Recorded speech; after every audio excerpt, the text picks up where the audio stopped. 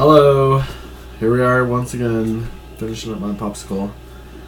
I'm Robert Patton, this is Stacy, if you didn't know by the title of our channel.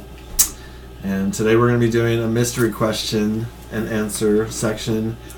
You want to talk about anything recent current events? Today's Sunday. Yesterday you were in Denver. Mm-hmm. That's a current event, I think, right? Yeah. So you were in Denver at the Colorado's Inventor Showcase. I don't know if I won or not. I was there not as a speaker, but I was there with my thing. Yeah, she was being judged as an inventor. I was one of the judges. And he didn't give me all good ratings. Because they knew that we were together, and they actually said that I wasn't allowed to judge you. But when Why I actually were you even went, there then? Because we were going to each table, and so I had to be there, but I had to pretend that I was unbiased. So I had to give you non-perfect marks. You walked away as we were talking, like you had turned your back, and you were kind of walking because away. I already know everything that you are doing. That's weird. Was it? It was a little bit weird. Sorry. It's okay. Should we talk about Tetris? No. She just beat me in Tetris very bad, and we'll just say I got a little bit frustrated. But she's over it now. And I want to do it again. Yeah, you can't be the one that's having the temper tantrum acting a fool, and then you get to be the victim. You know what I'm saying? I feel you. Yeah. So. You have to be cool to your best friends and partners always. Don't cross lines. There's like lines, people. Mm-hmm.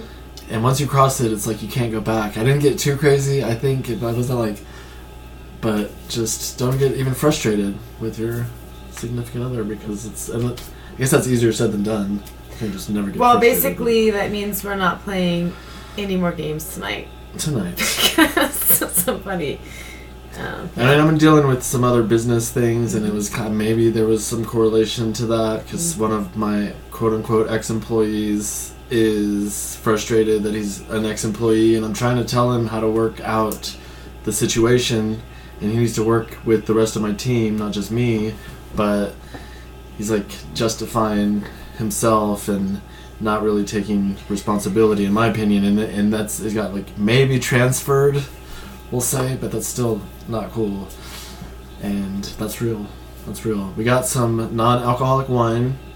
It does exist.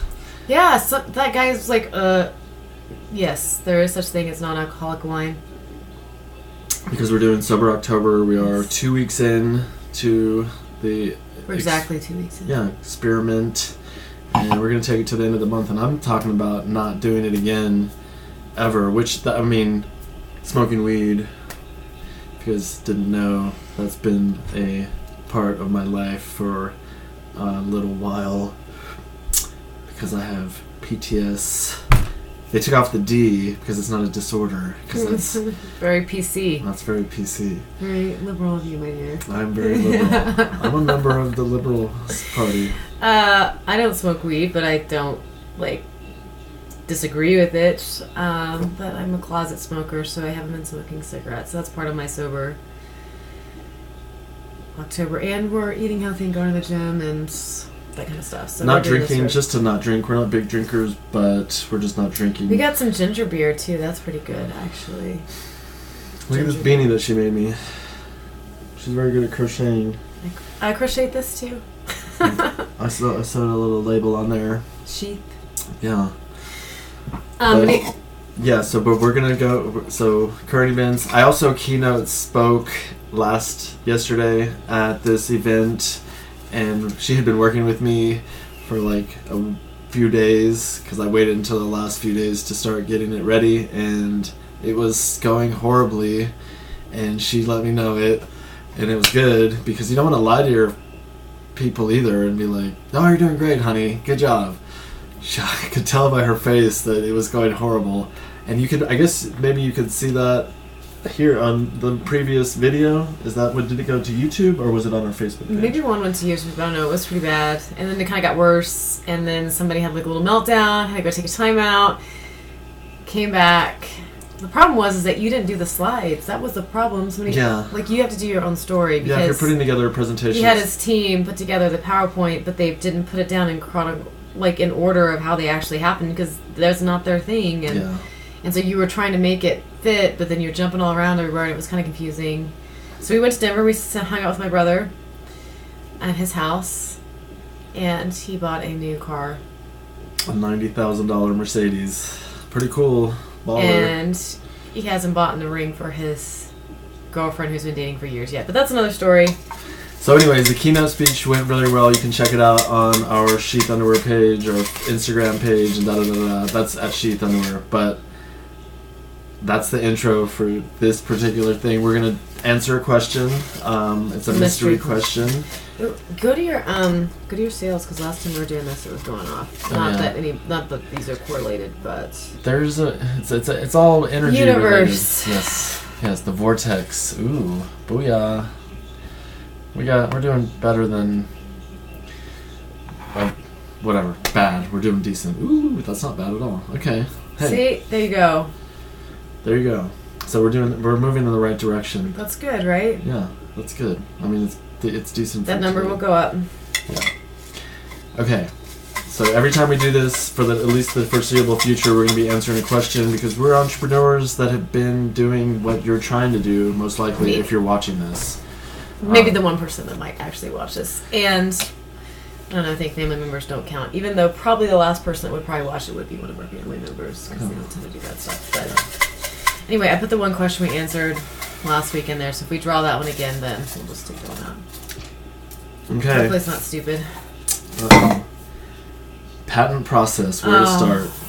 We've been talking about this all weekend, so it's kind of, talking about it all weekend. I guess it's fresh in our mind. It might not be the most exciting thing, but do you want to start? You've been more involved in it. Like I've done multiple patent applications. I'm currently patent pending with the utility patent for the dual pouch. But and I don't know, like I'm on my third patent lawyer. Okay, so here's what I'll say. I say try to do it yourself, and that might not be the best advice. She might disagree, but this is why.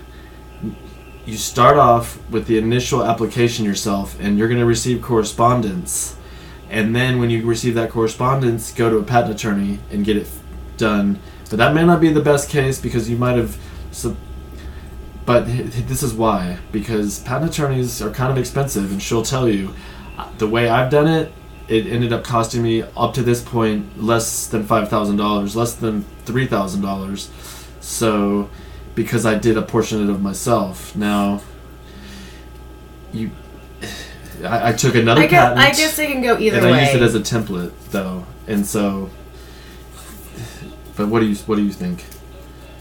And we can go back and forth on it, but. I think it can go either way. I think that if you completely mess up on the provisional, it might be really too hard to go back and just fix little things here and there, and then once you've done it, and if you made it public during that time and you're trying to simply kind of redo it again, you might mess up future patents. I don't know. I know that I spent almost that much just in research before I actually even filed for the provisional. So I went through... all right, where to start? Start with Amazon. Let's go to the beginning. Like, where to start? If you have an idea, go to Amazon. To see if it exists. Go then to you Google. Can do Google patent search. Google patent search around, see if you can find it. A lot of things that you find when you're doing a Google patent search, they're not on the market. Most of them actually don't ever make it to the market. So if you see something and you don't see it on the market, it's probably somewhere in a patent in some shape or form somehow. But that's probably where to start, is just researching it by yourself. Rita Crompton, the inventor lady, has a company called Global Search or something. So I paid a team of researchers to research my idea. There's like this little form that you fill out. There's non-disclosures, and the team of researchers go and compile all this data, and it's like they give you all this stuff, and then you're not a lawyer. So what I did is then I had lawyers go through that, and I paid about $1,500 before I even started the patent process to answer two questions. Yeah, well, for the search and for the to answer two questions. The two questions they were going to answer was, is it an infringement on an existing patent? And is it even patentable? Because just because it's a good idea doesn't mean that you can patent it. Because patents have to meet certain criteria. They have to, they have to be different than a previous existing idea. And there's not going to be very many new original ideas. There's probably going to be something similar. What's it called? A patent revision. Like you can get a patent. Because you can buy a patent, like let's say there's a patent on the market that's similar to yours, you can just go and find the people, buy the patent, and have the remaining years, and you can revise that patent through like a CIP or whatever it would be. But that's not going to be an option for most people to even find the people or well, that's way cheaper, and like you have you have a patent that's sitting there for 5 years at USPTO and it's not to market, nobody's doing anything with it. They probably got 20, 30,000 plus invested in it. You say, hey, I'll give you 2,000 for it, and then you have a patent. And then it will work. But I guess going back where to start would be research. Google patent search, Amazon, eBay, see if you can find it. And like for me, when I did that, I found that a very similar idea to mine had already been patented and had already expired. So for me, I was just like, okay, there's no protection on this particular idea. I'm going to go ahead and take it to market. But you could also create a design patent. That was a utility patent, which if you're watching this, you're probably familiar. The utility patent is regarding the functionality of the product, invention, whereas the design patent is strictly ornamental. It's just like, what does it look like? And if there's a design patent out there for your particular idea, you can change the ornamental aesthetic of it just enough to make it your own. And then you can apply for your own design patent, but just be aware that leaves you open to someone doing the same thing to you. So design patents are essentially useless, and unless you're like Nike, but who's going to copy a product identically anyways? That would just be kind of weird. I did just get an order, I think. So yeah, you did. Well, I think there's two school of thoughts. Like, are you serious about this? Like, how much do you want to put on the line? Lily. Because you can just brand register it, and just tell them about the off-label, private label brand register, so you could just go that route. I think that if you're going to patent something and you really want it to be done right, then I think it's good to invest. If you have the money, it's good to just invest and have a professional do it. I don't do half very well. I'm either all in or all out. So I was like, if I was going to do this, I was going to do it right. However, I did go through 3 lawyers, and I paid one lawyer many thousands of dollars who basically screwed me. So, how did he screw you? Because you paid him to do a job, and he missed a deadline. And I paid him to file, and patents are very particular with deadlines. He missed my deadline, and I had actually paid 2 months before the deadline to ensure that I didn't miss the deadline, and it was really frustrating. I actually had that call recorded. Ooh. Yeah. So could he be held liable for something like that? He can be if my shit doesn't go through. Yeah. It's just kind of and he admitted that he did it, that he messed up. They did make it right, but he couldn't pay my filing fees for $800 or whatever. Anyway, it was fucked up. It was messed up because I was really frustrated. I'm like, I paid good money. I sold 3 motorcycles. I worked 2 different jobs. I drove an Uber. I did all this stuff to protect me from I paid him to protect me from what he ultimately ended up doing to me. And so that was extremely frustrating. And it's not funny, but what's odd is that I did it myself, my patent process, and I did the same thing that her lawyer did, which was I missed our own deadline. So there's a filing date. We both missed it by 7 days. Exactly. There's a filing date and a mailed date. So I thought I had a year from the date that they mailed it. I mean, that kind of just made sense to me. You'd have a year from the date that they sent it to you, but no, you have a year from the date that it was filed. And you haven't heard back your office action yet, have you? From the full utility, have you? I don't know. No, I should check with my lawyer, because now I do have a lawyer. So I've gone through this a couple of times. And on the most recent one, we filed in February of 2017 the provisional patent, which buys you a year to put together the entire utility patent, which would then be submitted within that time frame for a non-provisional patent, which means it's not provisional anymore. This is the real deal. But you have to submit that second non-provisional patent before the deadline. Otherwise, you lose that original protection for that whole year. So if someone, for instance, had submitted a similar patent within that year, then they're going to kind of get it, I think. My only saving grace is that I already took it to market, and I believe once a product is on the market, it's kind of hard to you can't patent it. But if you bring it to market, you can't patent it yourself either. And that's why I submitted the patent. But you changed it. You changed it from to a dual. So if I have this idea and I want to do a test and I put it on eBay to see if it can sell, and it does sell, and I'm like, great, this is great. Now I'm going to patent it. You won't be able to patent it, because if you bring your idea to public, it now becomes intellectual property to the masses. You can't patent a product that's already put on the market. That's already on the market. And so even if it's your own, they changed laws back in 1994. It's not first to invent, it's first to file. So that's the reason why non-disclosures are also really important. I know that I went to an inventors roundtable, and they have them here in Colorado Springs and Denver once a month, run by, and I'm sure other cities have something similar. And what they will tell you to do is when you go, you can print a non-disclosure template wherever, and you can have that up. Whether or not would really do anything, it's probably nice just to have to let other people know you're serious about it. It's a deterrent for someone, even if you don't. It wouldn't hold up in court per se. They're gonna be less likely to move forward because they're gonna think. Well, Rita wouldn't even talk to me just because she wanted to protect herself too. So she's the one that had me sign a non-disclosure before I told her about the idea. And then the first question that they're going to ask you is, do you have a prototype? So if you're at home working on a prototype, you should see if it's even a viable thing. Like, I did not have a prototype when I came up with my idea, and I thought that I could just glue a magnet on the inside of the bag and that would work. That doesn't work. I didn't think. I figured it out. Yeah. But so to have a working prototype, but as you're working on this prototype, you're taking pictures and documenting it, but you're not putting it on Facebook or whatever and talking about it publicly. So that'd probably be a good place to start too, is to search. And sorry, it still feels bad from earlier. Yeah. And like people are going to come up with suggestions on how you should put your product together. Like, our underwear has a pouch on the inside. Well, people are like, why don't you do like a removable pouch for existing underwear and patent that? And it's like, why don't you do that? And I'll do what I'm doing and see if yours works, and I'll see if mine works. But everyone is also going to have their own ideas.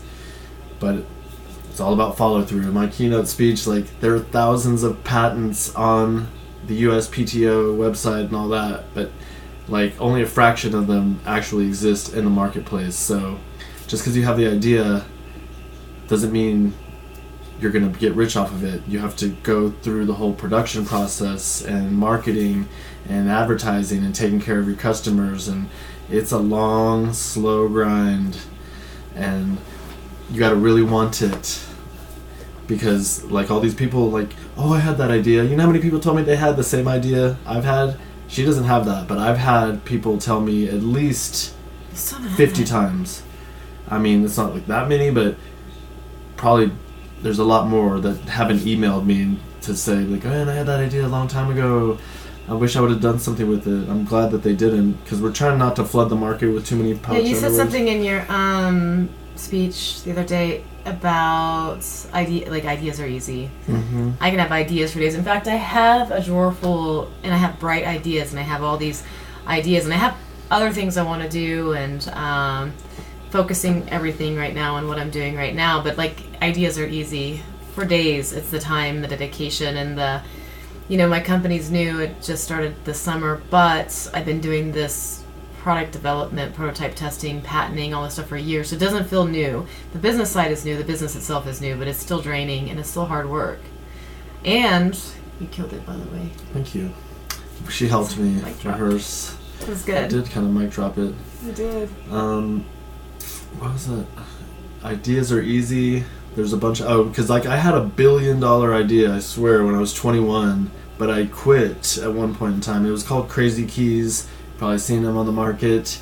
They have little designs on the handle, football teams and flowers and whatever. I had that idea. I was 21, and I didn't follow through with it. That was too hard, and nobody would give me funding. I asked my uncle. The last people that are going to give me money... We both have a rich uncle that, by the way, hasn't given us and will never give us one penny. Like, you yourself this... It's funny, we both have a rich uncle. And they're never... Like, the last person that's going to give you money is, family members, it seems. Yeah, the last person that's been going to buy your bag or, like, see, like, this video... Show any support. They're going to be video, probably the last person that will watch this video would be our, like, family. And they're going to be the first to discourage you to not go through with it, most likely. And so don't listen to that if you truly believe in it, because that's also another key factor in the development or whatever. Is like, do you really believe in it? Because if you do really believe in it, we're not all that different. Like, in the grand scheme of things, human beings, if you really truly believe that your product will sell, there's going to be people out there that are like of a like mind that will also think it's a good idea, and most likely that's going to be your audience. Those are going to be your customers, and that's who you're going to market to, which are essentially other yous out there in the world. But don't lie to yourself. Yeah, because you might be, and I've done that. I was like, this is good enough, but I was fooling myself at the very beginning. On my first prototypes for sheath underwear, we got some samples back from our production company. I was like, oh, let's change it up a little bit.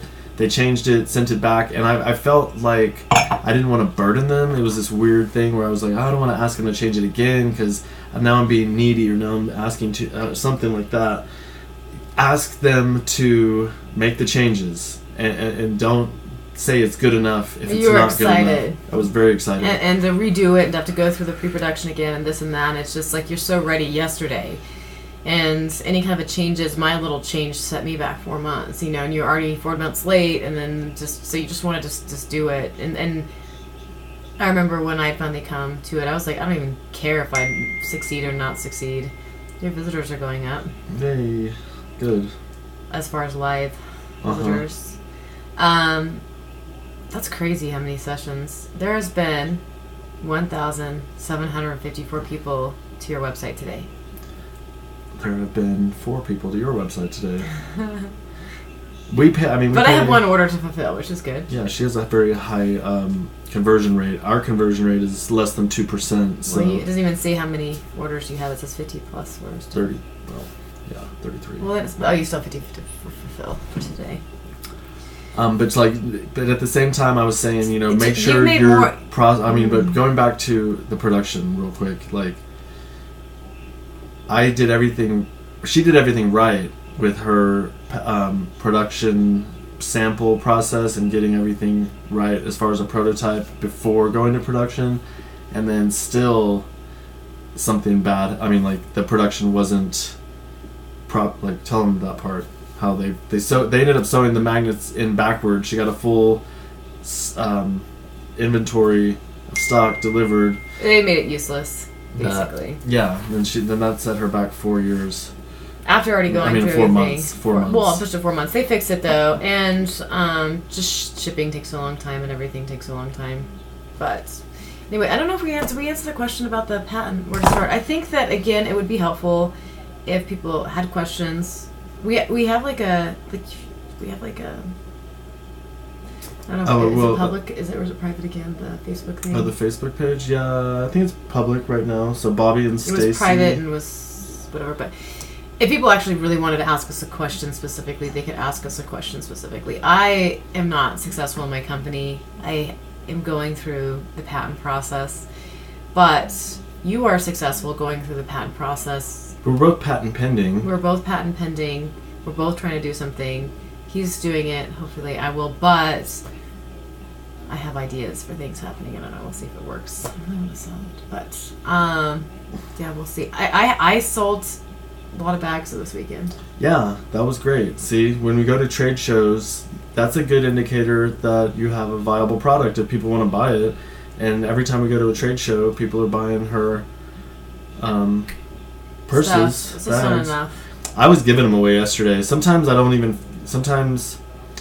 you sell it, but sometimes you're not in a position to just be giving away product. Like, I'm in a position to give out samples, like, to pretty much everyone that came by the table, whereas the cost of production for your bags and all that is different. And I'm poor, and I have no money, and I'm trying to go through second pre-production, and Do you have it in black? No, I don't. Sorry. But you will soon-ish. Red, pink, whatever. But that was another thing, is like choice overload was one of something that we talked about recently, and we're not really on the patent process. Just if you have questions on the patent process, leave it in the comments. But when you do go to production, I started off initially with white and black, 2 options. Then on our second when we re-released our Kickstarter, we did blue, black, gray, and red. And then we did red, white, blue, black, and gray. But now we have all these different SKUs, and I feel like having too many choices can discourage a customer from choosing, and ultimately they'll just leave instead of buying something because it's like, I don't know what to get. Information overload. Yeah. And that's market research, verified. People have done. We were at a restaurant last night. Yes, that's what brought it up. And we had chicken wings, which are the best chicken wings in the world. O'Malley's, by the way. And I was like, what? We drove. They're far away. All she did was order chicken wings. And I'm like, we're ordering chicken wings, and you're like, well, what's the flavor? Do we get to pick this? I'm like, no. How many options? There's one, and it's the best. It was really good. They were the best. There's no options. There's one option. It's the best. But that's chicken wings. That's not fashion. And girls are gonna want different colors for stuff, and but I do think when you have 50 different colors, really is, come on, Yeah. So I mean, we did a sale on our website today because I'm like, okay, I'm gonna start. Do you research your colors by chance? I did a lot of research. You did fall colors. I mean, did you go to Pantone or whatever and research the #1 sellers and stuff? That's how I researched my colors, and then I did a focus group. When we're planning out what we're going to release next, we look at the next season, and then we look at previous seasons releases. I was just thinking this is totally exactly opposite of what you're talking about doing, but holiday underwear with little pumpkins around for sheath, and then Christmas. Oh, I was going to do candy canes for Christmas, but it's just again, ideas. But it's only for Christmas, but yeah. But people buy stuff gifts. You can do a little present for the package. Oh, speaking of which, whatever, interesting collaboration. I don't know if by the time you guys see this, it doesn't matter. But we're collaborating with Strong Coffee, and for the next 500 orders, we're going to be sticking. They even know what your company is if you even said it. Of Strong Coffee in the pouch. Yeah, it's Sheath Underwear. They probably know that, I guess. Hopefully you know that. If you don't know that, check out sheathunderwear.com. Promo code YouTube saves 20% off your first order. We have a 100% money back guarantee on the first pair. If you try them, you don't like them, all you got to do is email us, tell us you want your money back. You can tell us why, but we're not gonna haggle with you. We might say, can we offer you an exchange, maybe a different size, maybe an upgrade, but if you just want your money back, we'll just give you your money back. That's what we do. It's good business. I always feel we're kind of always late at night doing this stuff. Maybe we should do one where we're actually I don't know, early in the morning. Yeah, nice and fresh. Well, this is a documentation for us, for any of you watching. I hope that you get value from it. But have we had people look at our YouTube? 6 views. That's pretty good. Which one was that? Sourcing in China. That's why we named it. Mystery question answered live. We're not actually live. Yes, we tried to do it live, it didn't work. Yeah, we actually haven't gone back and edited anything. We just kind of throw it up there. But as time goes on, you're gonna see the scenery probably change. Well, I actually have a cute house. This is not the cute room. My house is cute. I got a fire going right now. There's a game going on. Who's winning? Who's playing? Kansas City and Patriots. So it's Sunday Night Football. Kansas City's playing the Patriots. It was close. I mean, obviously the date will be on this. I don't really like either one of those things. But who's winning? Who do you think? Who always wins? Patriots, fuckers. 43-40. They just won, so it's over. Football is comforting unless they get a little crazy, but we won't get political. But we like to watch football. It goes in the background, just it's like nostalgia from when you're a kid. And your parents we both grew up in Texas. That's when they're similar. We have the same favorite teams. Yeah, we do. Dallas and Denver. We both played saxophone when we were in 8th grade. I bought him a saxophone. She's so sweet. For us. And we both missed our patent filing date by a week. Both of our products have a marsupial connection. Pouches, or koalas have pouches. Sheath has a pouch. We're both patent pending. We're both 40 years old. We're both 40. Anyways, she doesn't look 40, obviously. You don't look 40 either. Well, you're so sweet. One more connection. What is it? Hey. We didn't even know each other when we got these tattoos. That was crazy. We were like, this is meant to be. I don't know. Sports, we play sports. Like, she's very sporty. Very sporty. Tennis, basketball, pool, air hockey, cards. She's a genius.